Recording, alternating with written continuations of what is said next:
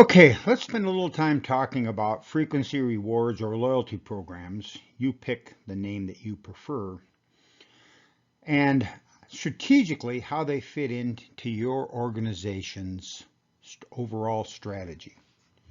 Once again, this is a strategy to link you and your best customers together to build relationships.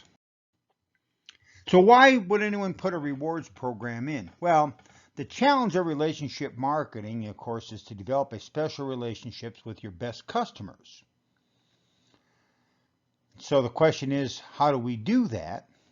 Well, in some cases, the solution or the answer to how do we do this is a rewards program or a frequency program or a loyalty program. And these are defined as a marketing strategies whose objective it is to identify, maintain, and increase the yield from our best customers through a long-term interactive value-added relationship building strategy. And of course, in this case, the idea would be to reward our best customers with some sort of meaningful benefits that they value. The biggest criticism for rewards programs, well, frequency marketing programs or other sorts of loyalty or rewards programs are often used to replace superior products or customer service with financial incentives to stay with the firm. That is replacing social and structural bonding with one more version of financial bonding. Now, we remember from our previous classes and discussions that financial bonds are, of course, the weakest bonds and the most easy for competitors to overcome. One of the things that companies find can happen when they put in a frequency program is they start to become lazy marketers. That is, they are less concerned about the quality of the service, the quality of their goods, and in many cases, the quality of the experience for the customers. There are lots of organizations that have not fallen into that trap. An example for us here in Las Vegas would be Harrah's, now Caesars Entertainment. They've done a really good job of incorporating the rewards program into their overall marketing strategy and making it a central aspect of how they build relationships with customers and retain those customers over time. On the other hand, how about airlines? Well, maybe or maybe not. Airlines often now seem to have services that are virtually generic in nature. That is, everyone offers the same kinds of service, and it's not great service compared to the olden days of flying on airlines, when the airlines really tried to make your flying experience special and memorable. Now it's more likely to be special or memorable if something bad happens. There is a value of being the first in your particular industry to put in a rewards program. One of the interesting things that we see now is even fast food restaurants are putting in rewards programs. So typically the first company to adopt some sort of a rewards program is the firm that gains the most benefit. Their rewards program gets some national press. Their rewards program is the one that customers remember, and their rewards program is perhaps the one that is most often used by their customers. All the other firms tend to implement some sort of a rewards program or a frequency marketing program in an attempt to defend their market share of customers. And of course, that is a defensive strategy, and in many cases, the firms are not wholeheartedly embracing that strategy, but instead are simply doing it because the competition has already done so. In a truly competitive environment, only the best programs will work. So let's go back to the basic definition. A loyalty marketing or rewards program or frequency marketing program is a strategy whose objective it is to identify, maintain, and increase the yield from your best customers through a long-term, interactive, value-added relationship building strategy. Now, of course, the point here are a couple things that are crucial here. One is that we're talking about trying to build relationships with our best customers. And of course, rewards programs are designed to give the most value and the most rewards to the people who spend the most money with us, or are the most profitable to us, or are the most important to us. The truth about frequency programs, though, is that many frequency programs are not successful. We talked about CRM programs and the fact that half or more of the CRM initiatives over the last 20 years or so have not been successful by whatever metrics companies are using to evaluate them. They are complicated to plan and execute. Frequency programs are not easy to do. They will, in many cases, result in a large financial and record-keeping commitment from the organization. Remember, one of the key aspects of of frequency marketing programs is you have to have no errors. If the customer's keeping track of rewards, you have to make sure that you are keeping perfectly accurate information on each customer. Of course, each situation is unique, so what has worked for one company might not work for another. And among competitors, there is often a lot of copying your competitor's frequency program. McDonald's recently put a frequency program in, and they have gone in and tried to copy what many others in the fast food industry are doing. I think that's sort of interesting. You would think that perhaps McDonald's, with all their resources and all their brain power, would come up with some sort of a unique strategy.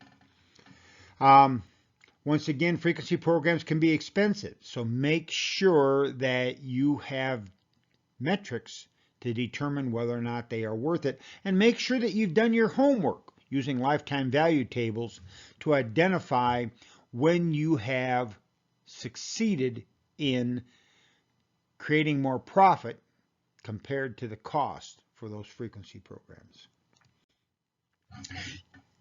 Keys to successful frequency programs. First and foremost, you have to embrace the strategy of frequency programs before you develop the program. This means that you have to have top management behind the program, middle management and managers behind the program, and especially frontline workers behind the program. And each one has to be incentivized to make sure the program is successful. You have to have a long-term mentality and commitment. This is not a program that will be successful or easy to implement overnight. This is going to take some time and effort. No matter how simple the program first appears, it will require a long-term mentality and commitment by top management, middle management, and those frontline employees.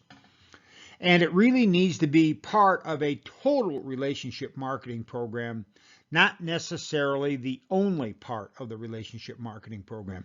So it really needs to be an integral part of building those bonding activities. And in many cases, this is a financial bonding activity, and perhaps maybe with cumulative aspects to it, milestones to it. Perhaps it's got some structural value to it. But it can't take the place of social bonding activities. All right. For a program to be successful, there's a couple of things that need to be considered. First, what are the program's objectives? All frequency programs need to be based and designed around the program's objectives. We have a situation here in Las Vegas where one of our major employers has a frequency program, and it has not been successful, and they have been working on it now for 20 plus years, and it's never really been successful.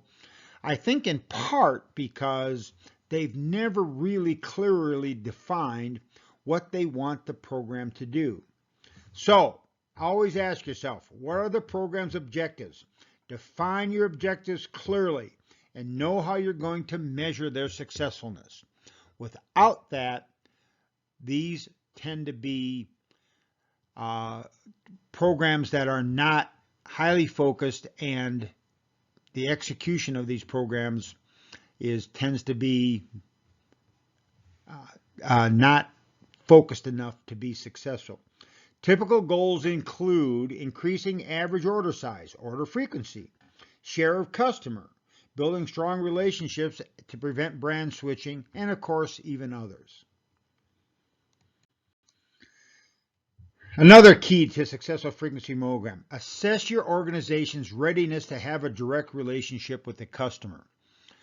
We have seen people like Starbucks and McDonald's and other large firms that have lots of frequently purchasing customers struggle when they go to put a frequency program in, because the organization is really not ready to embrace and implement one of these programs with as few of failures as possible.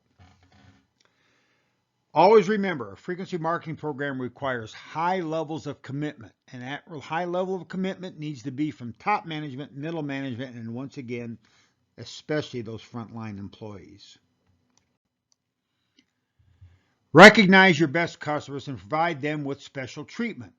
This is the key for all frequency marketing: rewarding the desired behaviors, but saving your best thank yous and your best rewards for your best customers. Keys to successful frequency programs. 1. Create a compelling benefit offer that can easily be communicated. That is, we need to have a rewards program where people understand the value of the rewards. I've been in rewards programs where I was in them for 3 years and never got any rewards. And I never really understood how the program worked, or how I was supposed to get rewarded, or even if I was ever going to get rewarded. It's a lot easier if you have a compelling benefit offer that can be easily communicated. For instance, you accumulate points, and those points can be used to buy products from us or to receive products from us for free that you would ordinarily have to pay for.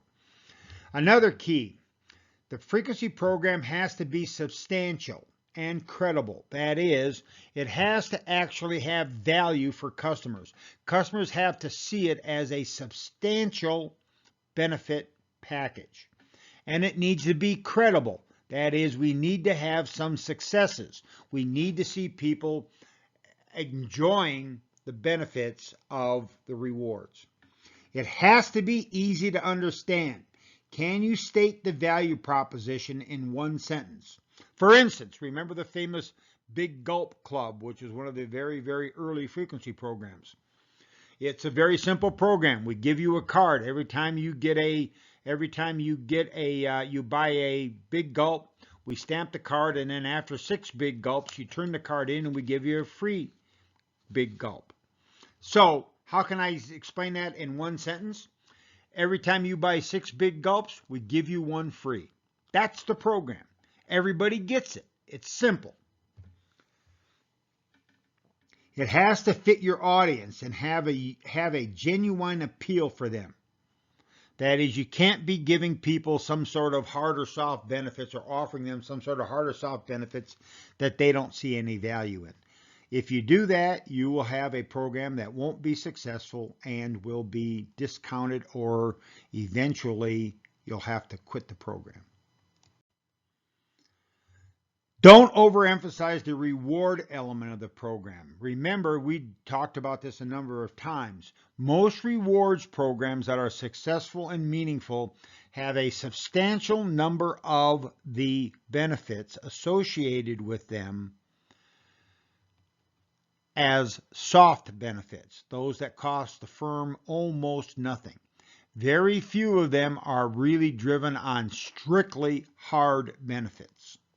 we went through an example of the Hilton Honors Program. Now, the Hilton Honors Program has a very important, tangible reward element to their program. That is, you accumulate these points and you can rent rooms using these points. But almost all of the other elements of those rewards, of that reward program, are soft benefits. Remember, you can't buy durable loyalty. You have to earn durable loyalty from your customers by building a strong relationship with them with financial, social, and structural bonds.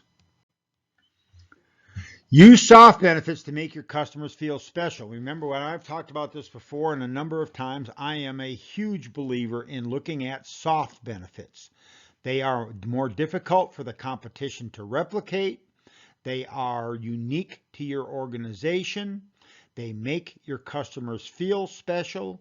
And at the end of the day, those are the ones that customers value the most in terms of establishing relationships.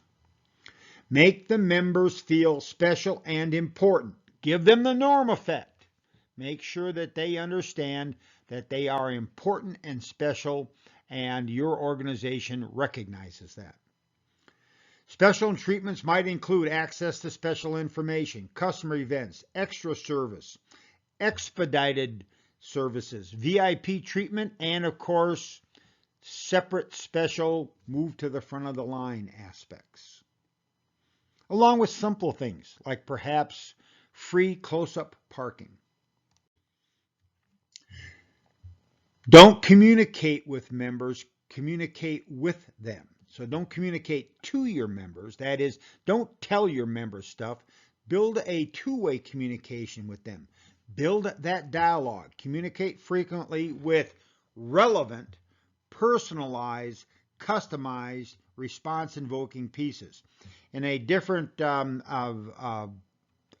video that you will be seeing at some point in time, I discussed the fact that I am in a rewards program at Dick's Sporting Goods.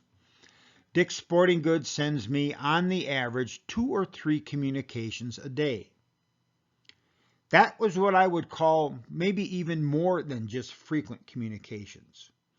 And those communications tend to be personalized, but they're not customized, and as a result, 90% of them I don't have to open. I read the headline and delete them.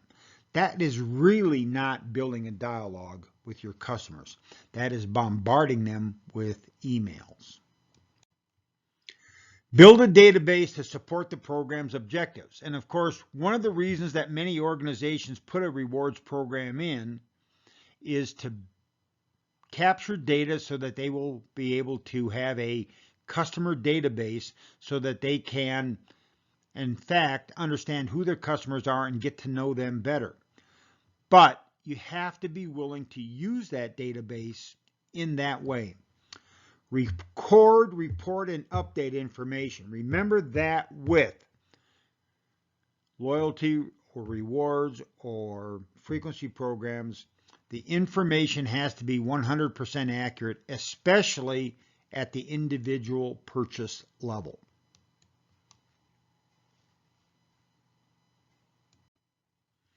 Keep evolving and improving the program. Don't rely on the program today and say it's good enough. Always be working to improve the program. Some of the ways to improve the program is making it easier for the customers to be involved and stay involved and to redeem the rewards. Another way to keep improving the program is to continue to create particularly soft benefits that the customers highly value. Refine your tactics, meet your objectives, stay ahead of the competition, anticipate customers' changing tastes and preferences. That is, always be working to move from good to better to best. Finally, 5 frequency marketing mistakes to avoid. First, treating a frequency program like it's a promotion. Frequency programs are long-term commitments by an organization. You cannot treat them like a fall promotion or a Christmas season promotion. You have to be dedicated and committed to a frequency marketing program before you implement it. Everyone has to be on board, everyone has to be trained, and everyone has to be educated on the importance of this as part of our overall strategy. Frequency marketing programs is a strategy, not just a program. Number 2, focusing exclusively on tangible rewards. Remember, I keep telling you over and over again, focus on those soft versus hard benefits. It's not only just an issue of cost, it's also an issue of bonding. People really appreciate it when you make them feel special, letting them move to the front of the line, having some sort of special treatment of any sort, whether it's an event or special pricing or special coupons or whatever else it might be. Think about soft versus hard benefits. Remember, the difference between financial and social bonding is critical. It helps if you can create social bonds. Do not shortchange the communication plan. Now, we always say communicate frequently with relevant, personalized, customized, response-invoking offers. This could include doing emails, app notifications, face-to-face. But the number one thing to be thinking about here when we talk about communicating with our customers in a relevant way is to make sure that the offers are customized for them. So do not make me an offer for a product or a product category that I would never purchase. That simply shows me that you don't know anything about me. And you have a database, so you can find out about me if you would like. So make sure when we talk about the communication plan that the focus not so much be on frequent, but the focus be on relevant, customized, response-invoking offers. Don't underestimate the importance of internal support. All departments must be involved and dedicated to the strategy and its implementation. And everybody has to be dedicated to making it mistake-free. One of my recommendations is always enroll your employees in the program so they get a sense of the scope and the impact, and they get a chance then to see the program from the customer's point of view. That way they understand when a customer comes to them and says, I don't understand this, or this happened to me, they can then help have, first off, empathy for the customer, but then also understand what the problem can or might or should not be. Next, pretending you care more than you do. Do not overpromise what you're willing or able to deliver. That is, don't pretend to your customers that this program is really the most important thing in your life and your company's life, if in fact it's not. Suggesting some sort of a special status for customers, and in reality what you're doing is giving them a plastic card or telling them that they're in the silver or bronze category, when all that really means is you're just another customer number to us, is not being honest with your customers. And if you're not honest with your customers, you'll do more damage to the relationship than value.